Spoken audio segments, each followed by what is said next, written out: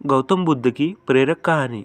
आजकल के दौर में अधिकतर लोग अपने जीवन से असंतुष्ट हैं। उन्हें लगता है कि मैं ही गरीब क्यों, मैं ही दूसरों से कमज़ोर क्यों हूँ। उन्हें अपने आप में दूसरों के मुकाबले कमी लगती है। वे इसका दोष भगवान को देते हैं, उन्हें अपनी स्थिति का कारण ठहराते हैं। इस कहानी में आपको इस प्रश्न का संपूर्ण उत्तर मिल जाएगा और आप अपने जीवन से संतुष्ट भी महसूस करेंगे। भगवान गौतम बुद्ध की प्रेरक कहानी।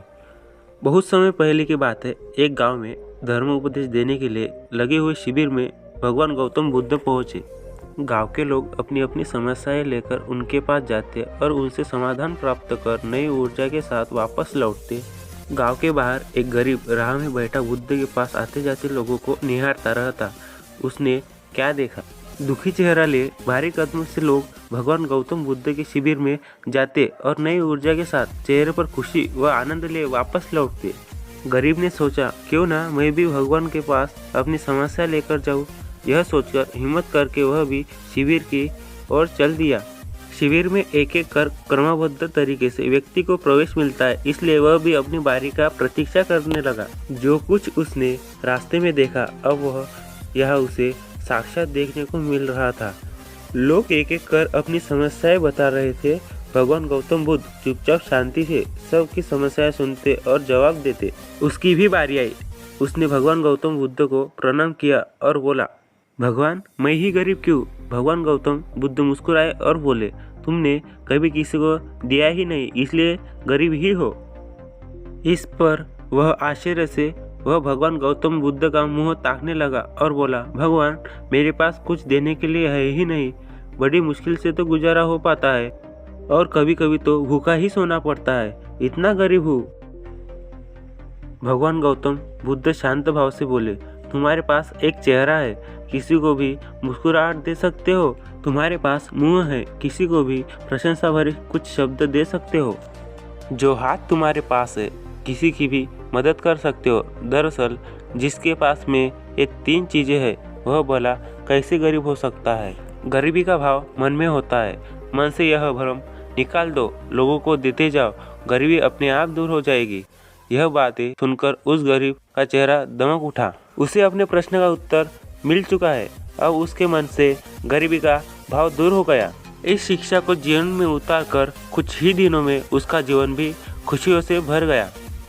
जीवन की सीख। मंदिर में भी लोग जाते हैं तो कुछ न कुछ मांगते रहते हैं और जीवन भर घुट घुट कर रो रो कर समय बिता देते हैं। वे ईश्वर की कृपा को कभी कम समझे ही नहीं, जीवन के महत्व को कभी जाना ही नहीं। इस पर कबीरदास जी ने बहुत बेहतरीन दोहे कहे हैं। आइए पढ़ते हैं और समझते हैं। सबके पल्ले लाल है, सभी साहूकार, गांठ खोल परख नहीं, या विधि रह कंगाल। यानी सभी के पास ज्ञान है, जो कि ईश्वर की अनमोल देन है, जिसे हम कभी जानने समझने की कोशिश ही नहीं की, इसलिए हम सुख का आनंद नहीं ले पाते। मित्रों, मनुष्य जीवन एक अनमोल अवसर है और विधाता के असीम कृपा का तोहफा है।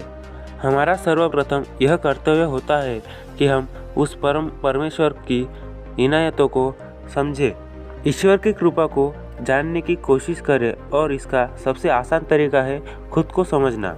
हमारा अस्तित्व क्या है, हमारा लक्ष्य क्या है, हमारे क्या कर्म अच्छे कार्य है, आदि आदि। उपरोक्त सभी बातों को पढ़कर आज हम यह पूर्णतः समझ चुके हैं कि हमारे पास ईश्वर की दी हुई वो अनमोल तोहफा है, जिनसे आज मानव नई नई उपलब्धियों का पा रहा है, असीम ऊंचाइयों को छू रहा है। बस ज़रूरत है तो सही मार्गदर्शन की, जो कि आज से मैं इन बातों को अपने जीवन में उतारने की कोशिश करती हूँ।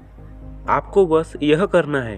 पहला, हर रोज़ अपनी एक कमी को दूर करो, चाहे वो आपका गुस्सा हो या फिर नकारात्मक सोच। दूसरा, जब भी कुछ सोचो तो अच्छा सोचो। तीसरा, अगर कुछ करने का सोचा है तो तब तक उसके पीछे लगे रहो जब तक कि वह काम हो नहीं जाता।